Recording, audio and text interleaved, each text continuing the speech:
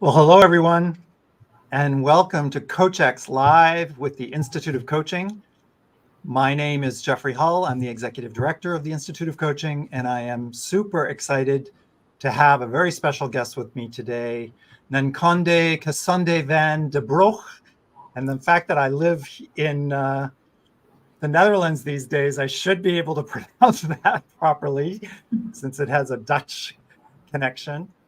But I am super excited to be here with Nankhonde. It's an opportunity for us to dig into some of the amazing work that she's done in coaching in Africa and cross-cultural work that I think many of us are exploring and trying to learn to be more effective as we live in more of a diaspora world today, where people are in multicultural teams and more leaders, coaches, and just in general, economic growth is coming from Africa. So I'm really excited to have Nankhonde here with me today. I want to welcome everyone. Say hello. As soon as we start to see comments, we'll see where people are coming from. And just have to click to see if we can get the comments to start coming up. Austin, you're going to make that work. And while we're doing that, let me just give you all a little background on Nankhonde. So she is an award-winning executive coach and leadership development expert, the lead consultant at Nankhonde Kasonde Consultancy and founder of Zanga African Metrics. She's a pioneer in the use of technology to develop affordable, accessible coaching and human capital development solutions all across Africa. She's also the recent winner of the Thinkers 50 Marshall Goldsmith Coaching and Mentoring Award and is a global guru, one of the world's top 30 coaches in 2021 and 2022. She's a member of what's called the Africa List, the top group of future African leaders in emerging markets, and along with me, a member of MG Marshall Goldsmith's 100 Coaches group. So we have an expert in the house in terms of understanding cultures across Africa, but also just global cultural coaching and how important it is for us all to become more facile and knowledgeable in this fast growth multicultural world. And now I'm seeing that people are starting to come in. So hello, everyone. Nankhonde can also see we have folks from South Africa, welcome, and Italy and Canada. Great. Devon, wow, Guadeloupe, super. So thank you all for joining us. And I want to welcome you, Nankhonde. So appreciate you taking the time to speak with us today. And I'd love to start, because this may be the first time folks are meeting you and hearing about your background. So maybe give us a little bit of context in terms of your work in Zambia and how you grew that into a global presence as a coach. And then we'll switch and talk a little bit about cultural context. But let's hear some background. Thank you, Jeff, and thank you. It's a pleasure to join you today. And hello to everybody. Greetings from Lagos, Nigeria, where I'm currently on doing some work. I'm not even sure where to start. I have a passion for seeing people achieve results. And I have a great sense of my role from an organizational perspective in supporting that. And I think that really stems from my early career working for the UN. And so prior to this decade as a coach, I actually spent almost 10, 11 years working for the United Nations. And I served in, and I say served deliberately, I served in Senegal, Malawi, Geneva, and New York, and covered West Africa in terms of some programs, and East Asia and Pacific for programs. And I think that experience professionally showed me the opportunity that is before humanity in different parts of the world, and some of the common challenges that we experience, but from different perspectives, different ends, different resources. And And so I think coming out of that career, I then transitioned into coaching because I got married, ironically, and nobody tells you what happens when you get married. My values and belief systems kicked in. And you married someone from the Netherlands too, and I right? married a Dutchman.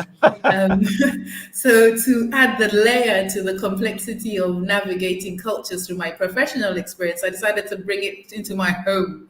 And that transition was very difficult professionally. So I had this career, I was on this trajectory in the system. I loved supporting development programs.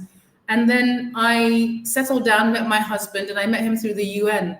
And my values system kicked in, and I felt it was right for me to look at taking on the role primarily to focus on the family and find a way to navigate my career within that. And little did I know it was actually the beginning of the end, as I knew it. And I had a coach through that experience, and the coach taught me that even without my title, I had an identity and that I had something to offer. And that's when I really started to understand transformation at a personal level. And I enjoyed it so much that I went beyond my own coaching and went into certification. And there began the journey that was over 12 years ago now. Moving back to Zambia, I started my first coaching practice. And in a culture where we have traditional systems that provide support, I knew that because my background is management and that I was drawn more to organizations and was not able to navigate the traditional and cultural social system to allow a third party into difficult conversations. But I knew I had a segue in organizations because most of the organizations that I was interested in were multinationals and group structures. And there began my first contract with a South African bank. And they gave me a chance to work with their team because the coach from group had not done anything wrong, but had somehow missed the culture. And so it's almost like the transformation wasn't sticking. And I was able to see it. Coming out of this global UN career, I was constantly navigating meetings with different cultures and having to learn the boundaries or fall across the boundaries and be given information that you can't do that. And so going into organizations at home, I stepped into this new season of my career as a coach and have been able to navigate it. And I always give, I have a lot of gratitude for the bank that gave me my foot into the door that now has led to a successful coaching practice. It's an amazing story. I mean, from professional transformation to personal transformation, which is always where the intersection is of personal growth, right? For leaders, Yes. for individuals. So it's a really wonderful story. I want to just say that if any of you do have a question for Nankhonde, please put it in the chat. We'll try to get to it. And one of the things that you taught me when we were chatting prior to this interview was how you came to recognize the value of the distinction between high context and low context cultures, and then eventually ultimately developed an assessment, which I think is really fascinating. So I'd love to learn more about that, whether that was from your experience in Zambia or in other country settings or organizations. Talk a little bit about how that came to be. I think it's very interesting because as I look back, I've constantly been navigating different cultures and experiences. And I've had to find a code or a language to find my place and also respect the place. And I always remember, even in my earlier career with the UN, being in a meeting in, I think it was Thailand, and I could recognize that there were certain cultural norms that I was crossing, partly linked to hierarchy, but also partly linked to gender, and other in terms of the greetings and how meetings started. And then I encountered this again when I was deployed to Senegal, because in Senegal, again, I discovered a new facet and perspective of what it means to be an African woman. Coming from Southern Africa, we have a way that we've inherited the British colonial system in the way we speak, the way we dress, and our thinking. And going into West Africa, I met this whole new experience. So again, I had to sort of position myself and find my place. And from those experiences, when I went into coaching, I realized that as I was going through my own training and then practicing towards my certification and finally working with clients like the bank, it was in the sessions many years ago that I started to detect differences in context that related to how the outcomes or the goals were being understood and owned. And as I would work through my coaching sessions, I would start to realize that for some reason, there was somebody else in the room. And I later on started to name this person or this identity beyond like a presence, the presence as the culture. And the culture was actually determining and was the lens through which the conversation was being filtered. And that's how I started experiencing the culture as invisible and visible in the coaching container. And that's the only way I can describe it. It just started to become more increasingly alive as I was doing my coaching. And so I had to give it a place and I had to give it a name. And I started creating that opportunity for it to come through. So that was really the beginning of now coding the experiences of how the culture was showing up and impacting decision-making of managers and leaders who I was supporting in organizations. And that was the beginning of Zanga African Metrics.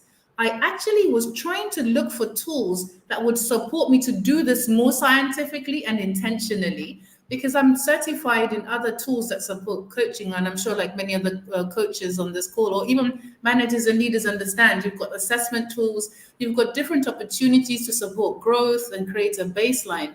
And so for me, the assessment tools I was using, I was actually adapting so that I could help them land into the context and the culture, and trying to find a tool that could do it without me doing it manually and on the spot and thinking.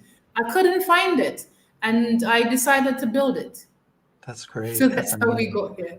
I'm curious how you determined what you would call a high context culture versus a low context culture. And you're talking about a narrative presence that's in the background, that's sort of in the space, right? And I love the way you used almost a metaphor of a person or a presence. But what is that distinction between high context versus a low context? This has been an interesting journey of curiosity and my own research. High context cultures are cultures that are very much defined by the way they manage relationships and their communication styles. And so they have high context cultures describe really the way people engage with each other and the importance of context in communication. So high context cultures tend to be more from developing countries. And if you look at the backgrounds and origins of this definition of high context and low context cultures, it goes back to anthropology and Edward T. Hall's work around cultures and communication. So in high context cultures like Zambia, for example, there is a lot of emphasis, not just on the words you're saying, but the gestures, the language, the tone, your behavior. And that is used to actually give meaning to the message. And there's a lot of use of insinuations. We are an oral culture, so we have a way of storytelling and using information and proverbs to describe a message or communicate something with wisdom from the past. And low context cultures are more direct and explicit in their communication.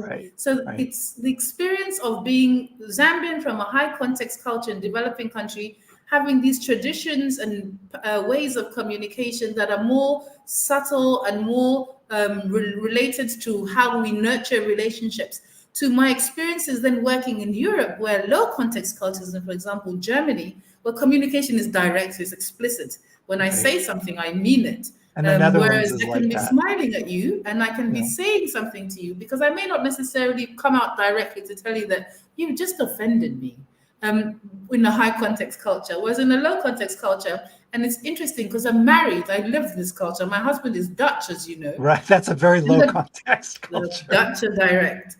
And so I have these moments, early in our marriage where I would be almost ducking in conversations because the words were like shots.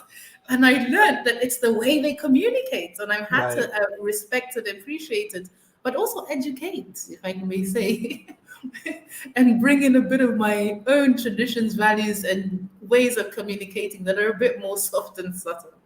Well, that brings up a really important question, because I think the low context cultures typically do Northern Europe, most of the US in general. I hate to be overgeneralizing, but I mean, if you're looking at major, cities in the West, and the business culture of the Yes. West tends to be low context. And Mm-hmm. so I'm really curious, someone like yourself who comes from a high context culture and yet is a very successful coach, how have you found ways, especially when you're dealing with a team where it may be multicultural, to help the low context leader have more empathy, more awareness of the fact that there are things that are maybe not being spoken that are actually equally valuable than just the simple, what's on the PowerPoint presentation kind of thing? Interesting. And I think from my own experience, what I started to realize is that when you're working with people, so even in Zambia, we have about 73 different ethnic groups. And when we talk about that from a dialect perspective, we've got the 7 main languages, but Wow. there's so many other dialects. So I'm already coming from a country that within this monoculture, there are differences. So Right. from the outside, it looks like a monoculture, but it's not. And a lot of African countries are like that. I always get amused when we talk about Africa as a country. And there are 54 countries. And within the 54, the mosaic of diversity of culture is so rich. And so I'm already coming from that and navigating the experience that I'm from the north of Zambia. And both my parents were from 2 different tribes. So what the common denominator is the values and belief systems that anchor the relationship. And that's the focus that I think has helped bring together and gel. So for example, Kenneth Kaunda was the first president of Zambia. Yes, he was transitioning into independence of a free new sovereign state, but he also knew that he had to galvanize all these different tribes. And so we have his philosophy of humanism in Zambia is that we're human first, then we are Zambian, then we are our tribe. I'm not saying there are no issues in Zambia, but I'm just using it as an example of the thinking I was raised with. And so going into other cultures, I was then able to appreciate already that it's not so straightforward, and be able to understand that there's different ways that different groupings, whether they're ethnic, whether they're national, or for whatever reason, have their characteristics and differences, which I was then able to bring into teams and create awareness with team leaders to appreciate the dynamics of the team, but also see what is the shared goal. And I think that's always the entry point. What are we trying to achieve here?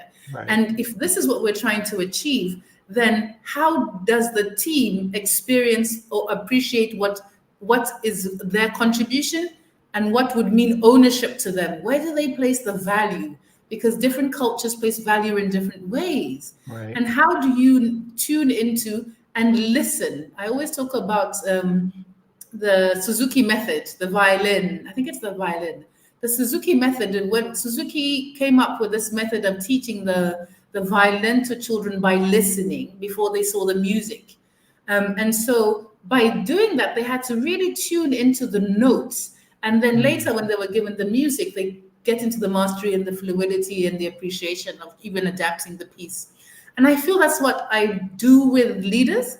It's the tuning, it's the listening, and increasing those skills of being able to sort of step away from yourself and be an observer into yourself and your own experience, whilst holding your judgment, your perspective on pause, and allowing whatever the team is expressing to be expressed. And when team leaders really listen, they're able to pick up even parts that they ignore or just selectively choose not to hear. And the coaching is to support them to not only hear those blind spots, hear those areas that they've chosen to ignore or do not resonate with their context of what they believe is right or wrong or the expectations. By increasing the awareness and tuning into the listening, then there's the aspect of actually building them to become curious and ask questions, to investigate the experience of the other. And it's in that investigation that they get the information to help them understand, how does this person communicate? How does this person position value? And how do I then have to find a way to bring them into what is the collective experience? Powerful, very powerful that you bring that lens. I'm curious, how do you get the leaders you're coaching to pay attention or listen, as you say, to things that are not being said? It's so interesting because many times leaders don't even have to listen anyway. I mean, you're in the role, you're in the position, and so you've got this sort of juxtaposition of getting leaders to appreciate what they are there for. And I always start the coaching with, especially at the executive level, and I learned this from Marshall as well when I started going through and certified in stakeholder-centered coaching. One of the foundations I bring in is the detachment. You are not your role. So there's you, the person, and then there's the office of the CEO. There's the function. Right. And that role, function yes, belongs to the organization. So identity theory. And by helping that separation, I usually try and start that conversation about, so what information is for me and what information is for the role, and would have been given to anybody who would have done what I just did, because it doesn't deliver the organization's objectives. And so that separation then allows us to address that, from a leadership perspective, the minute you're in these roles, the role you don't belong to yourself. And so there's certain expectations of the function. And how do we support the function to be actually lived in its design to achieve the results? And then what is the information for you, and where you have bring strengths, and where do we need to work on to help you align into that function? But in a way that even if you change roles and levels or team dynamics, you can still see how to navigate the system. I love that, because what you're pointing to is that there's a clear demarcation between who we are in our leadership role with our narrative that goes along with the responsibility, the accountability, whatever we describe, or the job description even, or the title, which is quite distinct from both the individual personality and the person and their humanity, and also the culture, the context of the culture. So you're making those distinctions basically, right? Yes. And that helps unpack really. And when I look at sort of some of the, there's coaches on the African continent do this all the time. And it's a big part of being able to appreciate what it takes to coach in high context cultures, because the values and belief systems are such an intrinsic part of the individual identity. And if you're working with organizations, you've got to be able to honor that, but also deliver the organizational objective, which is support this person in their function. So you can't ignore the context, because then you'll be missing the boat for the trees, or forest for the trees, so to speak. Exactly. So we have a couple of quick questions that have come in from the audience, and I'd love to take a couple of minutes to get to a couple of them. Jeremy is asking if you've experienced coaching in Anglophone and Francophone Africa. Oui, en fait, je parle français couramment. Yes, I have. I speak French. And it's interesting because we think about Francophone Africa. Francophone Africa, for example, you also have North Africa, and you have Southern Africa, Francophone countries, and their histories, their culture, their environments, and their contexts are so different. So I've worked and managed programs in North Africa, so for example, Morocco, and then have also supported and coached in Southern Africa and other Francophone African countries with Bantu-based common languages. And I must say that at its essence, coaching is, in terms of what it's trying to achieve, is universal and fundamental in its objective to support the awareness and the opportunity for growth and reflection. And the experience of the container in the two worlds are unique, but also very similar. And I take that back into some of the histories of the cultures. And I'm speaking to Africa, then I'll speak to my experience of being educated in Europe as well. So from the African perspective, you have the countries that were colonized by the British. And so there's a lot of that historical heritage and thinking in the education system that comes across. And then on the Francophone side, you also have that French background. So you can't separate the context and the history that makes up the people and their experience and some of the causes which we see as effect in the coaching container. And my experience has been that the French have a way of developing managers and leaders. And when I did my master's in change leadership with there's a joint program that Oxford University and HEC Paris run, a coaching program. It's so interesting because one of the areas I was really looking into was how the French develop management. The French have a peculiar way of the cadre of management, the level of management and how they build them up.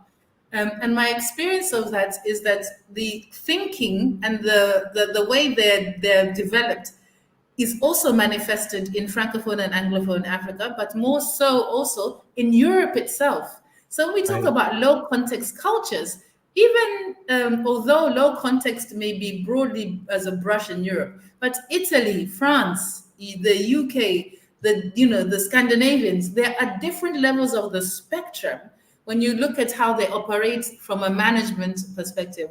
And so I don't separate the context from the function that I serve, which is the management role, and how they are conditioned to understand what is the role of a manager.